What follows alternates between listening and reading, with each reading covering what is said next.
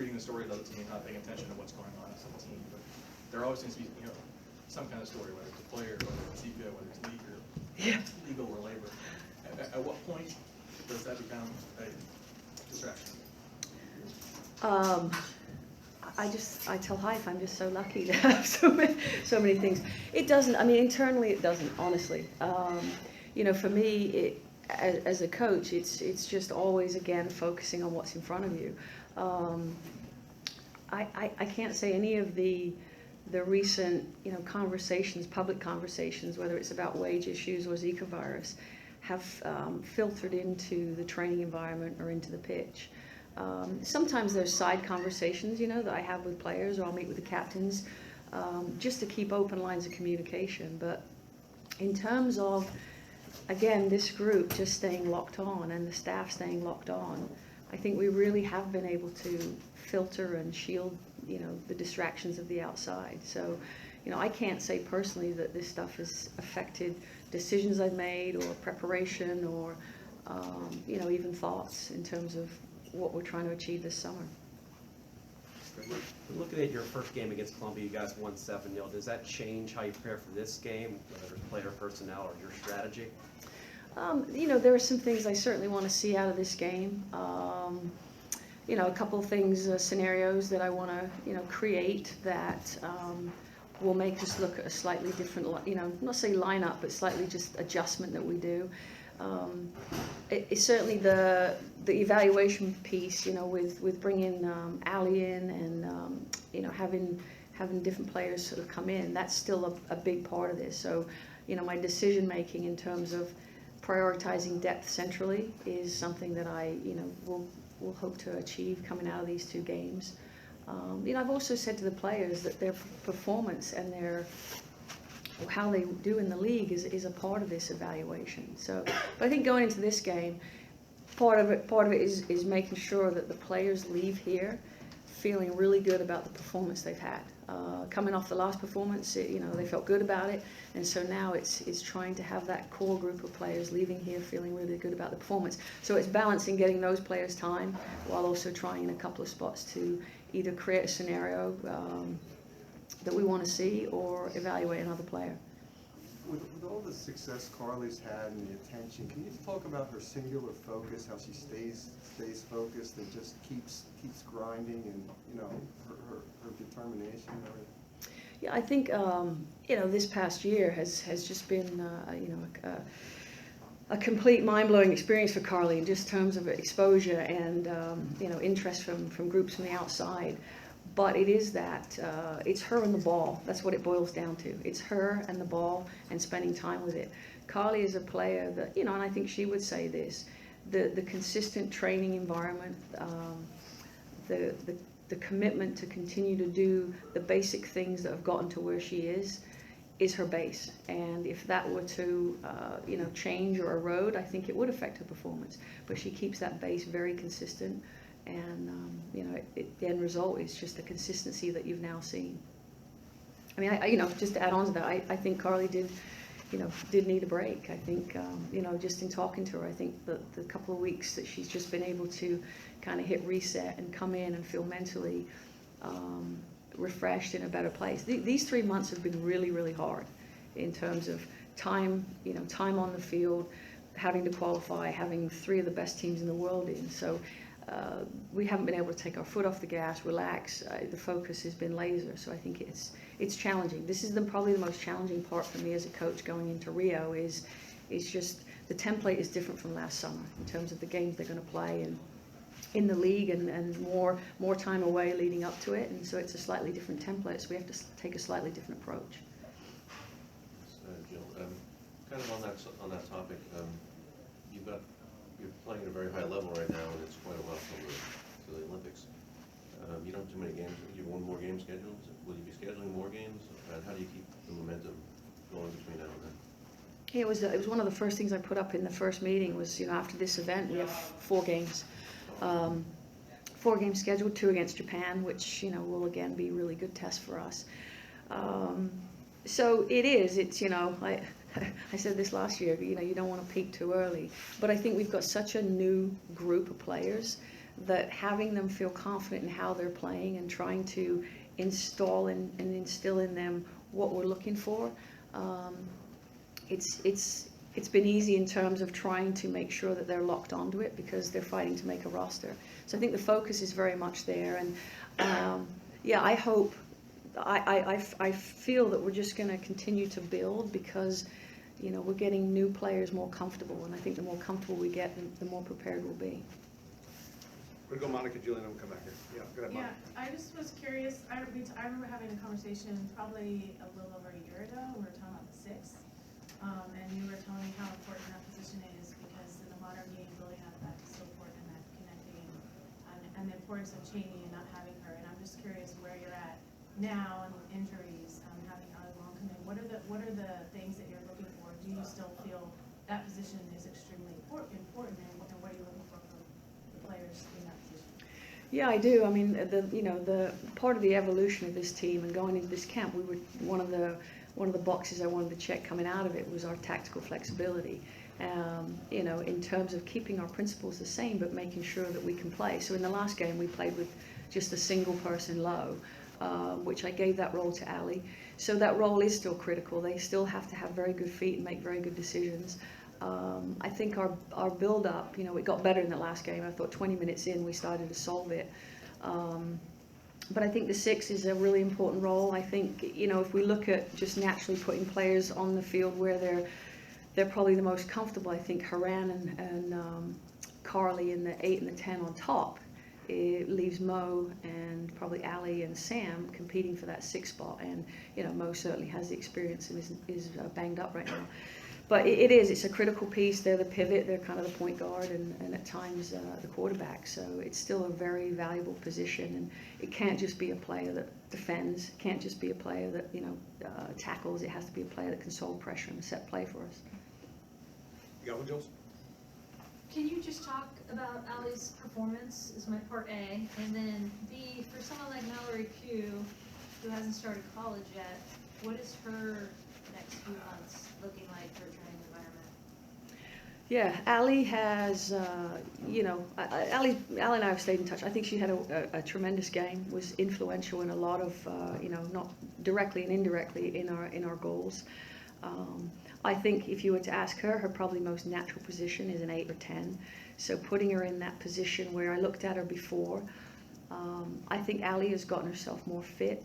One of the challenges I had for her, you know, when she was in with us prior was, can she change the tempo of the game? Can she change her personal tempo in the game? You know, she's very technical, her passing, she's hard, she has those attributes, but now I think it's a lot more natural for her to float down and help and build up and find seams. So I was really pleased. And then I also pushed her higher when I brought Sam in, and you know, she didn't miss a beat. She's a creative player that likes to interact with people on the ball and off the ball. So I was really pleased with what she brought. You know, I could comfortably say I'd commit to, you know, she's going to join us again in our next training camp / games. You know, and I think she has a legitimate chance of making a run at this roster. That's how good I feel about her. For Mal, yeah, that is a challenge. I've had conversations with her club coach, Lauren, about the environment because training with boys is what she needs to be doing. You know, just in terms of getting the challenge. So that's lined up. I'm also trying to fill in, you know, the concern is not getting games and minutes right on the field. Our 23s have a camp, so if we've not got anything going in, putting her in there to try and get games in a training environment. So we're trying to piecemeal it together a little bit. But yeah, that, compared to everybody else, it's a hole we have to solve. Go ahead and then John. With Becky stepping into that captain's role, in what ways have you seen her step up as a leader over the last 6 months or so? I mean, I think you can probably tell off the field. Becky's, you know, also become a vocal part of this team and stepped into a leadership role. Becky's always been that quiet role model, and now that she's actually got the term and label as a captain, I think she finds herself more and more having to, you know, express herself and represent the team. And I'm pleased with that because I'm hoping that part also translates to the field because I want her to be more vocal. It's something I want her to be our engineer in the back, and if there's a problem in our build-up, I want her to be able to solve it. I want her to be able to take control. So continue to encourage her. I think finding her voice off the field for this team, I hope will continue to affect on the field in terms of her being a more vocal leader. I mean, she's tremendous and she plays well and all these things, but I want her to now be able, comfortable and confident to tell other players what she wants. Jill, as you've integrated Mal Pugh and now Ashley Sanchez into this team, you talked a little bit about it a moment ago, and I was wondering if you could expand on the process of bringing players that young into a roster and a program where they can be a fair distance younger from some of the other players on the team. What you've seen in terms of player dynamics and what it's been like for you? A lot of that starts with the core players we have and the veterans, and they are very professional about embracing a new player. All they care about is if they can play. It doesn't matter what the age is. So I think they've done a good job with that. I also think socially, you know, they're a very open team and welcome new people and make it a comfortable environment. Now you probably have to ask Mal that directly, but that's how it feels and seems. And you know, I think initially there's a little bit of teasing about being so young, and you know that they could be the mom. Some of them like, I could be your mother, and think you hear that initially, and now it's like they value what she brings, and she's a tremendous role model in terms for younger players making that jump. You know, I brought Ashley in.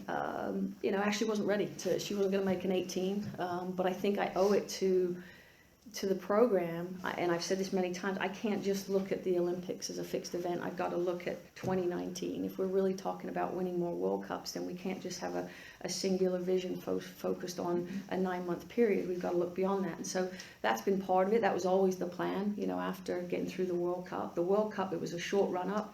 We needed to win. And it was about making sure that that happened. And now it's certainly about looking at the vision beyond that.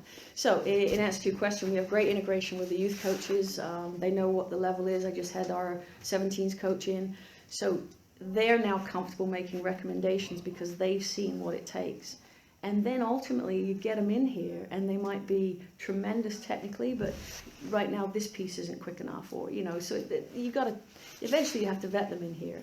And for some of them, they won't be ready, but I'll be committed to continue to look and search, because I do think there's a lot of good players coming through in our youth environment. And, you know, Mallory's kind of obviously shown that it doesn't really matter the chronological age.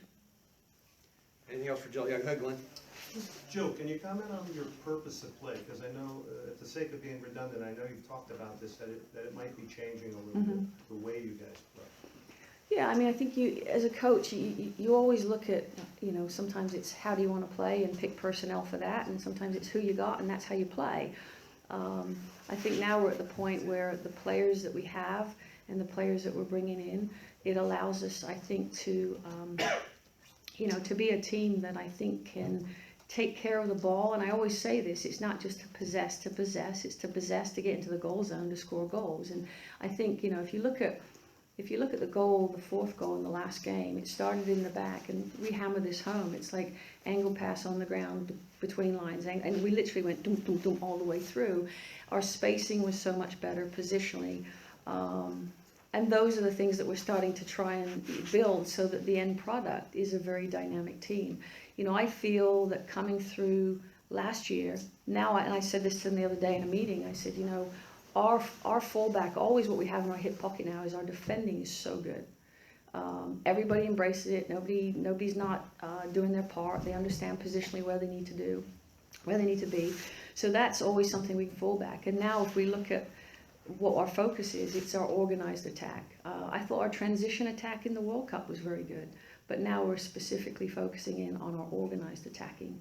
And you know, I think speed of play and having players positionally spaced out well so that we can combine.